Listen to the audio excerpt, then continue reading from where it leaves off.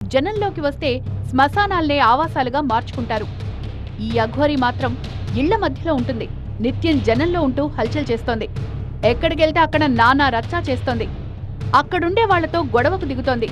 నిజానికి గతంలో అఘోరీలెవరూ ఇలా చేసిన సందర్భాల్లేవు. మరి ఈ అఘోరి మాత్రమే ఎందుకిలా చేస్తుంది అన్నది అర్థం కాని ప్రశ్న. ఈమెను చూస్తే అఘోరీలు ఇలా ఉంటారా అనే అనుమానం కూడా వస్తోంది.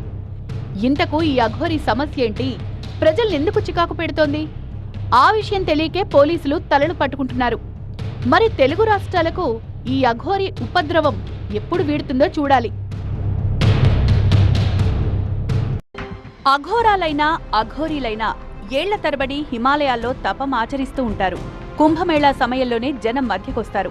కానీ ఉన్నట్టుండి తెలుగు రాష్ట్రాల్లో ప్రత్యక్షమైన ఓ అఘోరి ఎప్పుడూ లేని న్యూసెన్స్ క్రియేట్ చేస్తోంది. నడి రోడ్డుపై ఈ అఘోరి చేష్టలు ఇటు జనాన్ని అటు పోలీసులను చికాకు పెట్టిస్తున్నాయి. ఈమె పేరు తెలీదు, ఊరు తెలీదు, ఏం చేస్తుందో అంతకంటే తెలీదు. అందరికీ తెలిసిందల్లా అఘోరి అంటే ఆమె చేస్తున్న న్యూసెన్సే.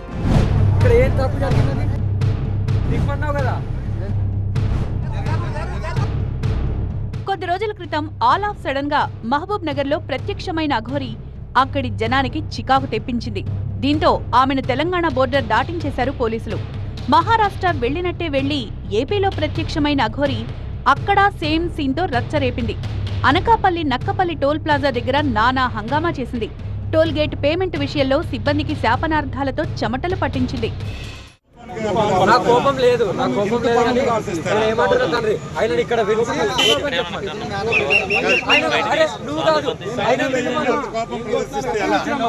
దృష్టి పట్టి దొక్కితే పాపం వాళ్ళకే ఉంటారా? ఏం మనిషి కావాలని చేస్తుంటారు నేను అనుకుంటున్నాను. అలాగే ఎందుకు చేస్తారు చెప్పండి. పోలీసులు ఊపిరి తీసుకునే లోపే మళ్లీ సికింద్రాబాద్ ముత్యాలమ్మ ఆలయం దగ్గర ఆత్మార్పణం చేసుకుంటానంటూ హల్చల్ చేసింది.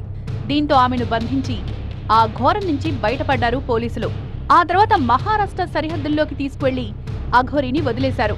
ఆ గండం గడిచిందనుకుంటోండగానే శ్రీకాళహస్తి ఆలయం దగ్గర హల్చల్ చేసింది అఘోరి. ఆలయంలోకి అనుమతించకపోవడంతో పెట్రోల్ పోసుకుని ఆత్మహత్యాయత్నం చేయడం కలకలం రేపింది. కొద్ది రోజుల క్రితం ఎవరో ఈ